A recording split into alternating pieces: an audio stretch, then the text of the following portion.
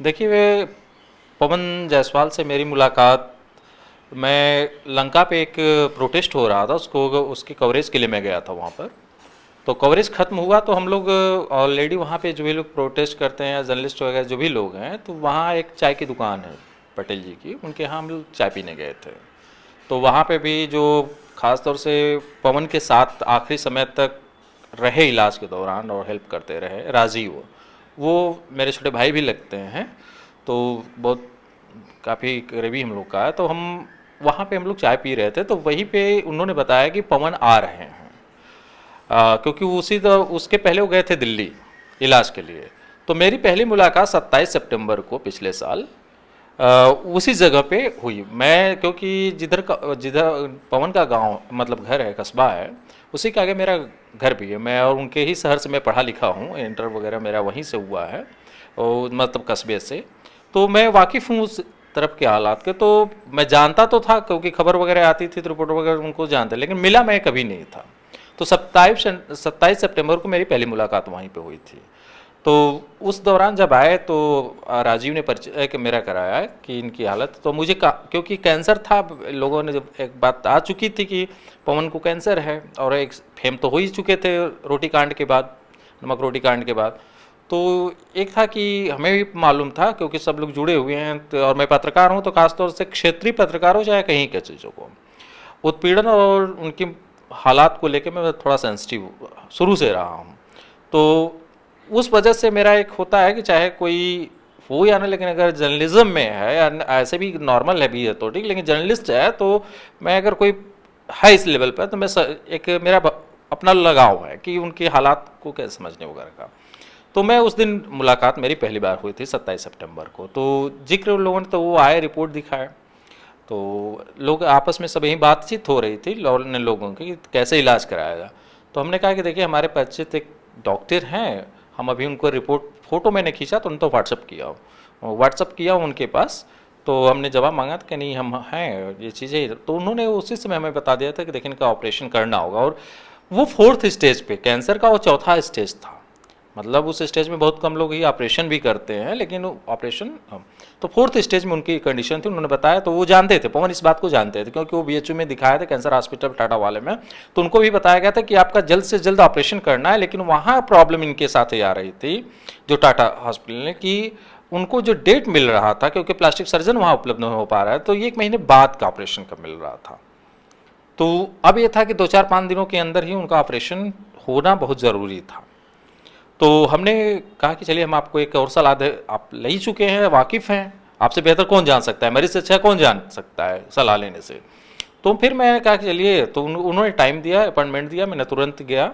और वहाँ पे कोई उन्होंने चार्ज वगैरह नहीं किया, ऑलरेडी हम कंसल्ट कराए, बताए थे उनको कि ये पत्रकार हैं हम लोग वगैरह, तो कहें ठीक है।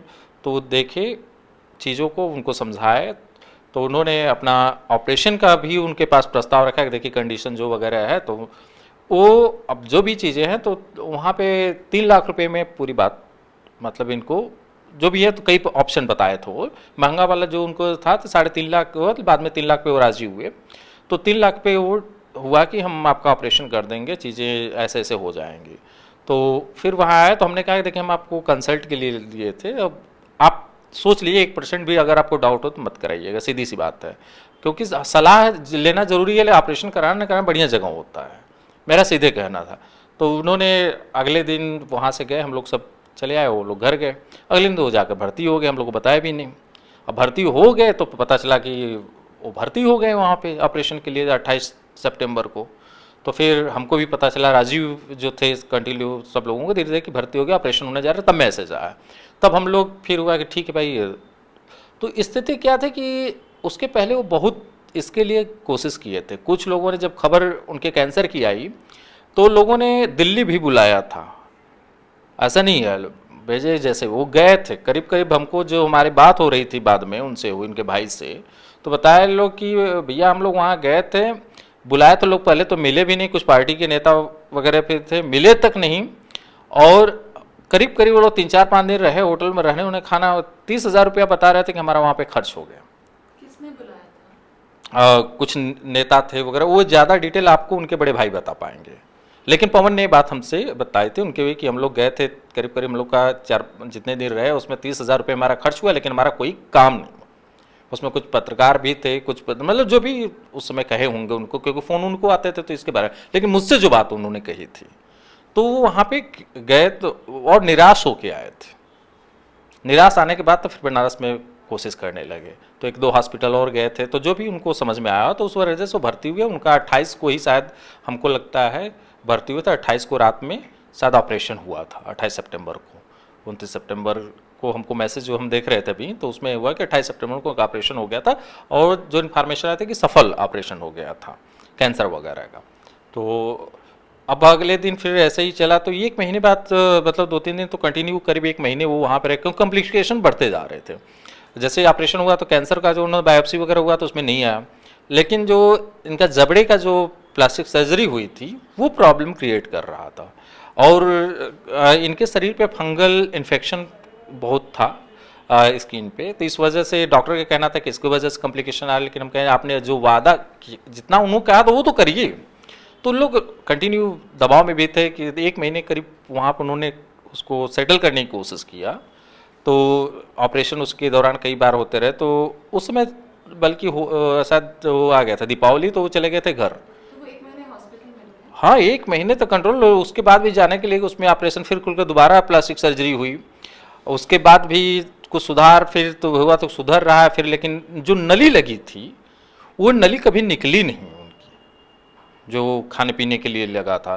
तो 1 महीने के बाद फिर दीपावली आया, तो उस समय कह के हम घर हम लोग मत जाइएगा पूरा जब तक कि आप संतुष्ट न हो जाए, लेकिन वो दीपावली पे घर गए। फिर उसके बाद अचानक दिसंबर में मैसेज फिर आया कि हमको लगता है जनवरी में आया कि मतलब हमारा कंडीशन मवाद वगैरह आ रहा है, चीज़ें कॉम्प्लिकेटेड हुई। तो फिर उसके बाद ये डॉक्टर को कहा गया, तो फिर उन्होंने कहा कि नहीं फिर से ऑपरेशन होगा, फिर ऑपरेशन किए, जबड़े होगा वहाँ कंट्रोल में। फिर दूसरे हॉस्पिटल मतलब वो क्लिनिक के डॉक्टर थे, तो उन्होंने किसी न किसी कंसल्ट जहाँ ऑपरेशन करते तो किए। करने के बाद फिर इधर भी जस्ट 1 सप्ताह पहले, पवन के मरने से 1 सप्ताह पहले स्थिति हमें राजीव, हम भी गए थे देखने, तो लगभग वो ऑपरेशन ऑपरेट होने के बाद निकाल उगल तो ठीक सुधर रहे थे जैसे लग रहा था। तो राजीव भी बताया कि नहीं भैया सुधार हो रही है, अब वो ठीक हो जाएंगे। करीब इधर 1 महीने भर्ती रहे कंडी फिर हॉस्पिटल में, ये अप्रैल वगैरह को लेके अप्रैल मई में। तो 1 सप्ताह पहले तक जो इन्फॉर्मेशन मिली कि वो रिकवर करें, बायोप्सी में नहीं आया 2-3-4 जितने भी ऑपरेशन हुए।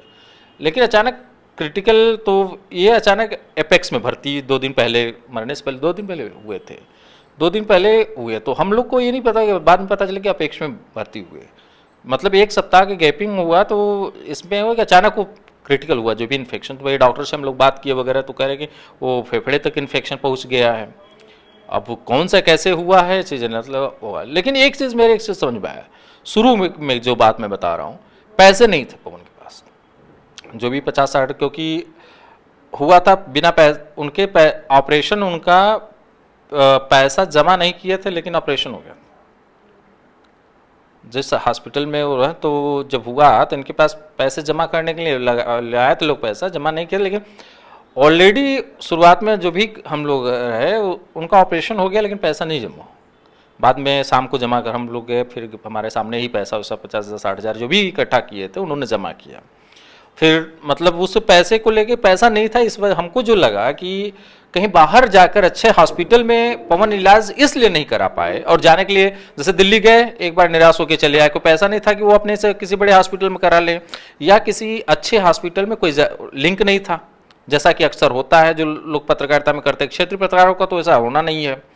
तो न एम्स न SPGI, इन दोनों जगहों पे कोई ऐसा लिंक्स नहीं था कि जाकर आदमी करा ले या फिर किसी कैंसर हॉस्पिटल में अच्छा करा ले। जो साथी बनारस के थे पत्रकार, उन्होंने कोशिश की, BHU मेजर है, BHU में करता है, कोई टाटा में करता है, कैंसर के लिए टाटा यहाँ जाना जाता है, तो वहाँ पे लोगों ने कोशिश किया, उसे मिला चल। लेकिन जो दिल्ली बुला है उन्होंने कोई उस टाइप का हेल्प नहीं कर पाए, और उनके पास पैसा नहीं था किसी बड़े हॉस्पिटल में जाकर प्राइवेट में अपने दिखा ले।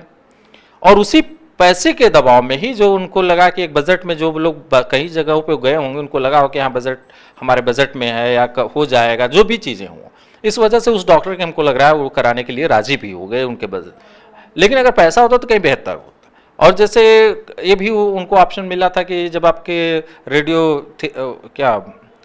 रेडियोथेरेपी होगी तो आपका वो कार्ड पे, आयुष्मान वाला कार्ड उनका था, तो उसके आधार पे आपका बाद में जो होगा रेडियोथेरेपी वो आपका करीब मतलब जो भी चार्ज आएगा उस कार्ड से पेमेंट हो गया तो बच गया, नहीं तो 5-10 लाख ऐसे ही चले जाते हैं। तो पैसे तो थे नहीं, तो जो भी कैसे करते करते 3 लाख रुपए उन लोगों ने जमा किया था और पूरा इलाज उलाज वहाँ से हुआ, उनको संतोष।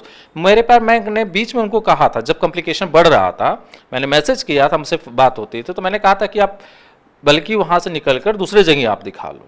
लेकिन मैसेज है, मैं आपको दिखाऊंगा, उसमें उन्होंने साफ लिखा है कि नहीं भैया, मैं जो डॉक्टर है उन पर भरोसा है, वो अच्छे डॉक्टर हैं, उनकी तरफ से कोई गलती नहीं है, वो उनका लिखा हुआ है। बनारस के डॉक्टर। हाँ, जिसके यहाँ उन्होंने जो इलाज कराए थे और सर्जरी जो किया था उनको डाउट था, वो उनका मैसेज है मेरे पास। तो हम जबकि उनसे कहे कि आप यहाँ से निकलो, वो क्योंकि कॉम्प्लिकेशन बढ़ते जा रहे, नहीं कंट्रोल हो रहा, तो हम लोग कोई भी रहता है दूसरी जगह सलाह लेता है, लेकिन वो अब जो भी कंसल्ट में उनको भरोसा ज़्यादा था डॉक्टर पे, इसलिए कंटिन्यू आखिरी तक उस डॉक्टर को छोड़ के कहीं अन्य गए नहीं हम लोग। बल्कि लास्ट स्टेज पे इस समय अप्रैल में जब कॉम्प्लिकेशन होने, मैंने बल्कि बात की गया था, हम जो एम्स का कैंसर हिसार में है वहाँ पे, तो वहाँ पे हम लोगों ने बात किया, वहाँ एक रिपोर्टर हैं जी न्यूज़ के हेड करते वहाँ पे, तो उनसे बात हुई, तो वो कहे कि हम मैनेज कर देंगे, उनको भेजिए। तो हम बात किए इनके भाई वगैरह से, लेकिन ये जो डरे थे, जो एक बार दिल्ली जाकर डरे थे लोगों के आश्वासन पे, उसका नतीजा ये था कि दोबारा जाने के लिए तैयार नहीं हुए दो, ना भाई उनका तैयार हो, ना वो तैयार हो, भैया नहीं जो होगा हमारा भैया नहीं मान लीजिए, हम एक बार जाके देख चुके हैं। ये है, तो सबसे बड़ी चीज है कि पैसे का अभाव, कंडीशन, और हम कहेंगे कि जैसे हम लोग अपील करते क्षेत्रीय पत्रकारों पे बहुत कम लोग, वो तो अलग बात है कि वो इंटरनेशनल फेम जर्नलिस्ट हो गए थे कि काश के FIR वगैरह होने के वजह से, चाहे जो चीज़ है, लेकिन अभी तक बहुत से लोग पत्रकार मानने के लिए तैयार नहीं होते हैं क्षेत्रीय पत्रकारों को। ये हमारे पत्रकारिता जगत का सबसे बड़ा विडंबना है। हमारे पत्रकार जो बिरादरी है उनकी सबसे बड़ी, ये को पत्रकार खुद ही नहीं मानते क्षेत्रीय को, उनको छोड़ दीजिए, हम लोगों को नहीं मानते, जो इतने नौकरी किए हैं, नौकरी करके रिपोर्ट करते हैं, घटना होती तो पत्रकार नहीं लिखते हैं। जबकि मैं 15 साल हम हुए, अन्य लोग भी हुए, कंटिन्यू लिख पढ़ रहे हैं, छोड़ा नहीं है कोई, उनको पत्रकार मानने के लिए तैयार, क्योंकि उसको फर्क नहीं है आप कहाँ का फ्रीलांस, उनके लिए है कि आप किसी बड़े कारपोरेट हाउस के पार्ट हो कि नहीं हो। जबकि क्षेत्रीय संवाददाता कहीं से भी उसको आप कहेंगे तो नहीं हुआ, जबकि रिपोर्ट्स उसकी छपती है, बायलाइन छपती है, रिपोर्ट छपती है, भेजता है, ईमेल वगैरह सब मिले हैं, लेकिन उसको पत्रकार नहीं मानने के लिए तैयार होते। ये तो शुक्र है विजय विनीत जी का कि जनसंदेश टाइम्स ने उस समय जब केस दर्ज हुआ पवन पे, तो एक्सेप्ट किया इन्होंने कि नहीं वो मेरा पत्रकार है, अन्यथा अगर एक्सेप्ट नहीं करते तो एक ऑलरेडी वो एक अपराधी घोषित हो गए होते पवन उस समय। और उसी दौरान एक घटना वो चुनार में हुई थी हिंदुस्तान के क्षेत्रीय संवाददाता के साथ, तो उसको एक्सेप्ट नहीं किया ऑर्गेनाइजेशन ने, उसके मुद्दे उठे नहीं, मारा भी गया था। समझ रहे, हिंदुस्तान जैसे अखबार क्षेत्रीय रिपोर्टर, ये तो शुक्र है कि इन्होंने एक्सेप्ट किया, जिसके कारण मामला बढ़ गया। और क्या क्षेत्रीय संवाददाता किसी के ठीक है काम करते हैं, लेकिन वो अन्य एजेंसीज को भी खबरें उबरे देते हैं, फ्रीलांस होते हैं, समझिए वो फ्रीलांस होते हैं, उनको जो भी है, लेकिन एक्सेप्ट नहीं करते लोग। कैसे करेंगे आप? 200-500 रुपया देते हैं। अमर उजाला, हिंदुस्तान, दैनिक जागरण की हालत है, या जो बड़े हाउस है कारपोरेट के, उनकी हालत है कि 500, 700, 1000, 500 से 1000 रुपये देते हैं इनको खर्च के नाम पे, और जो नोटरियल हलफनामा उनसे लिए रहते हैं कि आप शौकिया कर रहे हैं, ये आपका पेशा नहीं है, आप शौकिया कर रहे हैं। अब 500-1000 में ये बड़े ऑर्गेनाइजेशन, छोटे अखबार 1 रुपया नहीं देते इनको। वो जो अखबार बिकेगा उसमें जो कमीशन आ जाए, या जो एडवर्टीजमेंट आता है ऑकेजनल, तो ऑकेजनल उस पर जो उनको कमीशन मिल जाए 10%, 20%, उससे उनकी आमदनी होता है, अन्यथा कोई आमदनी नहीं है। जबकि खर्चा उनका है, तेल है, रिपोर्ट है, इंटरनेट का सब कुछ खर्चा है, खबर होगा, लेकिन 1 रुपया नहीं देते। ना पत्रकार वो आदमी है, जबकि खबर का स्रोत वही मेन है, खबर वही दे रहा है। तो ये जो पत्रकार बिरादरी का अपना नेक्सस है, कारपोरेट से कारपोरेट का, एम्प्लाई है एम्प्लाई का, तो उसमें जो ये ग्रामीण इलाकों के पत्रकार हैं या पहाड़ी इलाकों के या छोटे कस्बों के पत्रकार हैं, वो कस्बा है जहाँ के रहने वाले वो हैं, लेकिन पूरा इलाका ज्यों ही निकलेंगे 1 किलोमीटर के बाद एकदम पहाड़ी इलाका है, जंगल का इलाका है, और तो वैसे जगहों पे कोई पढ़ा हुआ लिखा या बढ़िया आदमी जाकर रिपोर्टिंग वो तो वहीं करेगा ना, वही रिपोर्टर दे आता है। दिल्ली से लोग आके सोनभद्र की खबर करते हैं, झारखंड की करते हैं, तो इन्फॉर्मेशन कहाँ से फर्स्ट होती है, ये रिपोर्टर देते हैं, ना कि कोई बड़ा। लेकिन उनकी वैल्यू जीरो है पत्रकारिता जगत में, और उसी का परिणाम है कि पवन जैसे आदमी को लोगों ने पत्रकार माना ही नहीं। अगर पत्रकार बिरादरी माने तो सहयोग मिल गया होता। और सरकार ने भी इसमें बढ़ी, आप कैंसर के लिए इलाज के लिए विधायक से पे पैसे ले सकते हैं, डीएम भी दे सकता है, सांसद भी दे सकता है, मंत्री भी दे सकता है, मतलब पूरा सिस्टम के पास योजना के तहत पैसे देने के प्रावधान है। लेकिन पवन को नहीं मिला शुरुआती दौर में, बाद में दिए तो भी दूसरे दिए, क्षेत्रीय किसी भी विधायक और सांसद ने नहीं दिया है आज तक पैसा, जहां तक मुझे जानकारी है। मैंने सबको भी ट्वीट किया था, टैग किया था, केंद्रीय मंत्री भी हैं, सांसद भी हैं, उनको भी टैग किया, विधायकों को भी टैग किया हूं मैं, डीएम को टैग किया हूं। लेकिन अब एक बता रहे थे विजय विनीत भाई की पैसा कुछ दिया तो उन्होंने दिया होगा, हमें नहीं मालूम है। लेकिन अगर चाहता प्रशासन कि कैंसर का है, एक साधारण इंसान समझ के, पत्रकार छोड़ दीजिए, साधारण इंसान के लिए जो योजना चलती है तो उसका इलाज एसपीजीआई में या एम्स में अपनी तरफ से कराता तो शायद पवन बच गए होते। मैं अच्छी तरह जानता हूं पवन बच गए होते, उतनी बुरा न होता।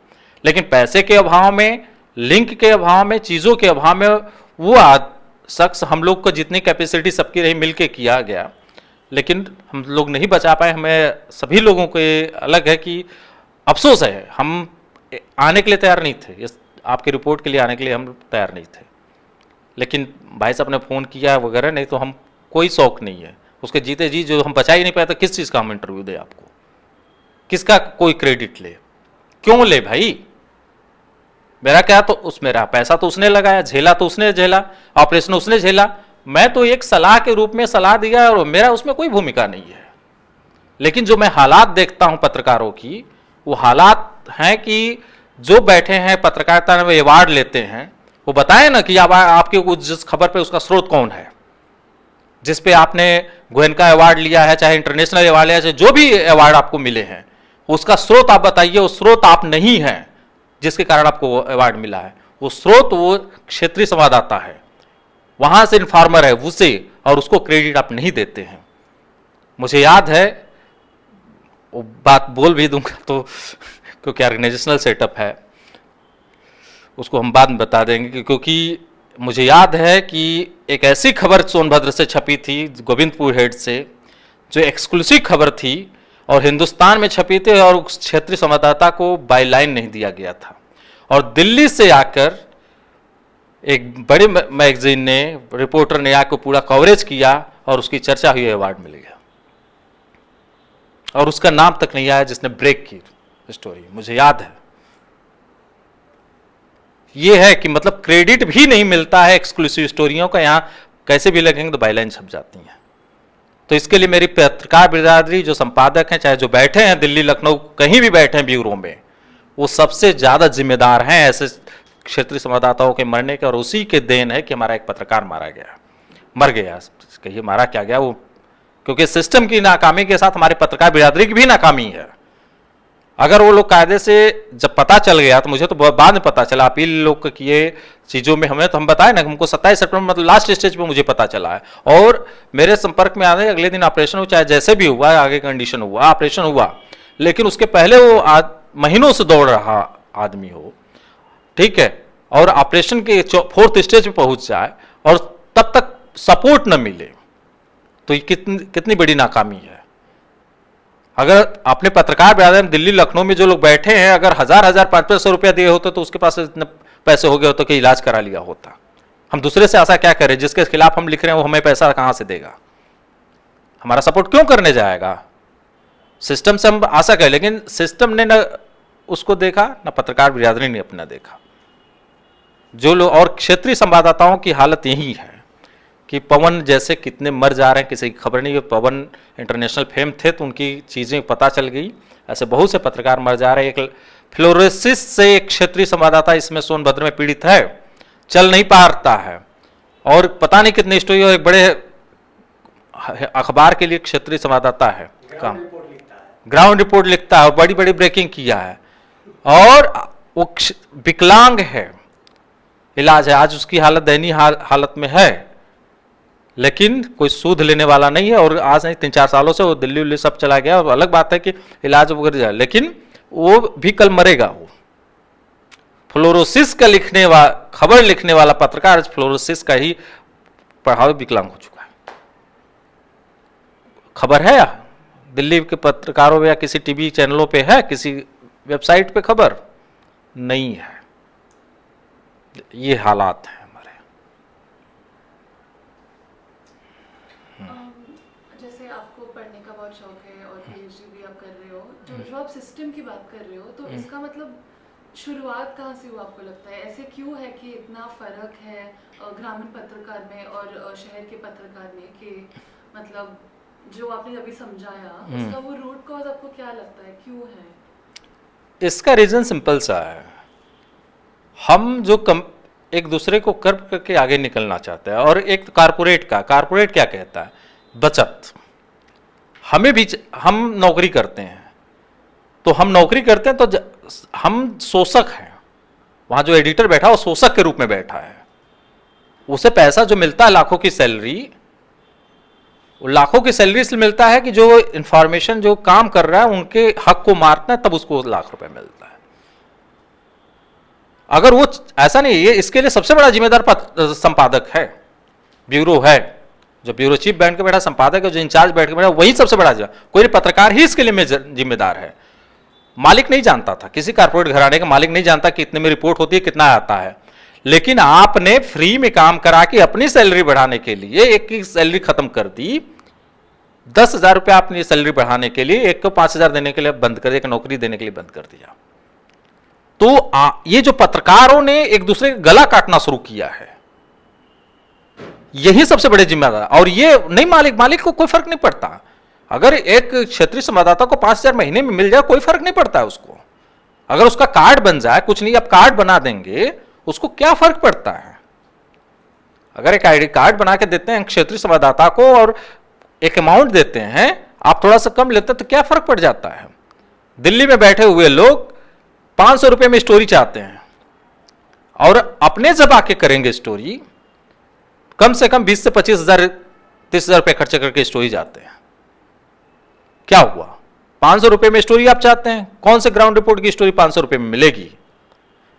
आप 20,000, वो 20,000 रुपया वहां से आके अगर यहां पे आप उससे दे देते 10,000 15,000 रुपए, तो वो उस आप क्योंकि देखिए जितना नजदीक वो है, जितनी चीजों को घटनाक्रम को वो जल्दी समझेगा, उसी से आपको दिल्ली या लखनऊ में बैठे हुए पत्रकार को मिलता है। उतना बढ़िया वो नहीं लिख पाएगा जो वो समझेगा, लेकिन उसको पैसा नहीं देंगे, हम आके वहां से करेंगे। वो तो और मन से वो भी करता है ना, क्यों दूसरे में इधर उधर दिमाग लगाता?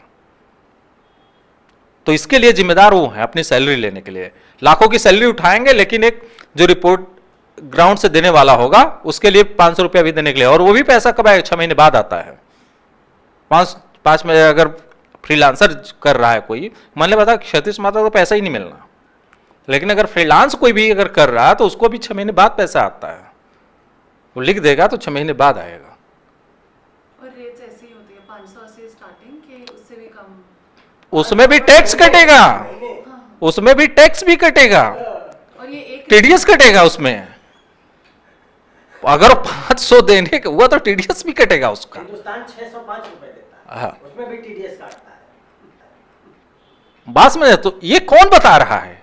यही पत्रकार बताया है मालिक को कि नहीं तो आप सैलरी लाखों को उठा रहे हो और कहोगे हमारे पास पैसा नहीं है आपको देने के लिए।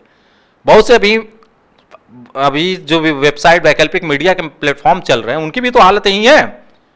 आप लाखों की सैलरी उठा के नौकरी कर रहे हैं वहां पे, लेकिन फ्रीलांसर को अब फ्रीलांसर का आपने बंद कर दिया, कहां से? वो तो मरने के आपको फ्रीलांस कर रहा है, वो आप ही के भले जो भी आप अमाउंट दे रहे हैं तो उसी से वो 1 महीने चलाता था, अपना खबर करता था, दौड़ता धुपता था। आपने अचानक बंद कर दिया। आपकी लाख रुपए की सैलरी आपकी बनी हुई है, आपका इंक्रीमेंट भी बना हुआ है, लेकिन भैया पैसा नहीं है, रिसेशन आ गया या नहीं आया, तो पहले अटैक कहां? उस पे, तो आपको खबर कहाँ से मिलेगी? उसकी हालत क्या होगी सोचिए। जो उसके बाद नौकरी लायक भी तो नहीं रहता है कंटिन्यू करते हुए, तो शौक, तो स्थितियों को खराब कर। तो यही हाल है फ्रीलांसरों का, क्षेत्रीय पत्रकारों का, और उसमें पवन एक उदाहरण भर मात्र है।